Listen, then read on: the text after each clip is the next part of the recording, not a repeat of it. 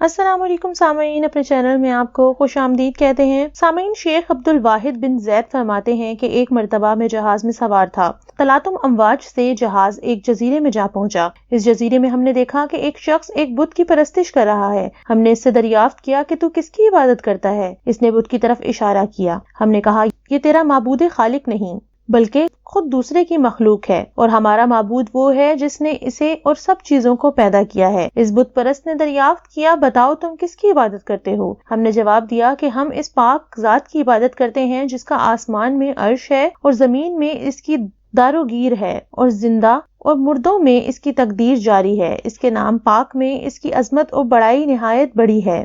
اس نے پوچھا، تمہیں یہ بات کس طرح معلوم ہوئی؟ ہم نے کہا، اس بادشاہ حقیقی نے ہمارے پاس ایک سچے رسول کو بھیجا، ہمیں ہدایت کی، پھر اس نے پوچھا کہ وہ رسول کون ہے اور کہاں ہے؟ ہم نے جواب دیا کہ جس کام کے لیے خدا نے انہیں بھیجا تھا جب وہ پورا کر چکے تو اس نے انہیں اپنے پاس بلا لیا۔ اس نے کہا، رسول خدا نے تمہارے پاس اپنی کیا نشانی چھوڑی ہے؟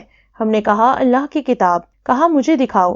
ہم اس کے پاس قرآن شریف لے گئے۔ اس نے کہا، میں تو جانتا نہیں، تم پڑھ کر سناؤ۔ ہم نے اسے ایک سورہ پڑھ کر سنائی۔ وہ سن کر روتا رہا اور کہنے لگا، جس کا یہ کلام ہے اس کا حکم تو دل و جان سے ماننا چاہیے اور کسی طرح اس کی نافرمانی نہیں کرنی چاہیے۔ پھر وہ مسلمان ہو گیا۔ ہم نے اسے دین کے کچھ احکام اور چند صورتیں سکھائیں۔ جب رات ہوئی اور ہم سب اپنے اپنے بچھونوں پر لیٹ رہے تو وہ بولا، بھائیوں، یہ معبود جس کا تم نے مجھے پتہ اور صفات بتائی ہیں وہ سوتا بھی ہے؟ ہم نے کہا، وہ سونے سے پاک ہے، وہ ہمیشہ زندہ و قائم ہے۔ اس نے کہا، تم کیسے برے بندے ہو کہ تمہارا مولا نہیں سوتا اور تم سوتے ہو؟ اس کی یہ باتیں سن کر ہمیں بڑی حیرت ہوئی۔ مختصر یہ کہ ہم وہاں چند روز رہے۔ جب وہاں سے کوچ کا ارادہ ہوا تو اس نے کہا، بھائیوں، مجھے بھی ساتھ لے چلو۔ ہم نے قبول کر لیا۔ چلتے چلتے ہم ابادان پہنچے۔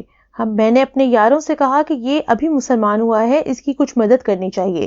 ہم سب نے چند درہم جمع کر کے اسے دیے اور کہا، اسے اپنے خرچ میں لانا۔ وہ کہنے لگا کہ لا الہ الا اللہ، تم تو عجیب آدمی ہو، تم ہی نے تو مجھے رستہ بتلایا اور خود ہی راہ سے بھٹک گئے۔ مجھے سخت تعجب آتا ہے کہ میں اس جزیرے میں بت کی عبادت کیا کرتا تھا، میں اسے پہچانتا نہ تھا، اس وقت بھی اس نے مجھے ضائع نہیں کیا، پھر جب میں اسے جاننے لگا تو اب وہ مجھے کس طرح ضائع کر دے گا؟ 3 دن کے بعد ایک شخص نے مجھے آ کر خبر دی کہ وہ نو مسلم مر رہا ہے، اس کی خبر لو۔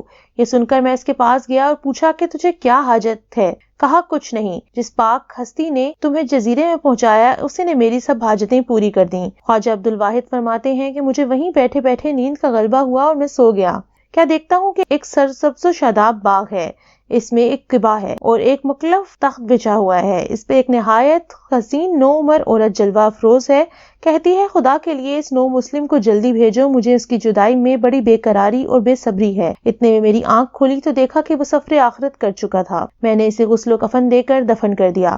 جب رات ہوئی تو خواب میں وہی قبا اور باغ اور تخت پر وہی عورت، اور پہلو میں اس نو مسلم کو دیکھا کہ وہ یہ آیت پڑھ رہا ہے جس کا ترجمہ ہے، اور فرشتے ان پر یہ کہتے ہوئے ہر دروازے سے آئیں گے کہ سلامتی ہے تم پر، بس کیا اچھا بدلہ ہے آخرت کا۔ سچ ہے، جب اللہ کی ذات پر یقین کامل ہو جائے تو دونوں جہانوں کی کامیابیاں مل جاتی ہیں۔ دعا ہے کہ اللہ تعالی ہم سب کو اس واقعے سے سبق حاصل کر کے اپنے یقین کو مضبوط کرنے کی توفیق عطا فرمائے۔ آمین یا رب العالمین۔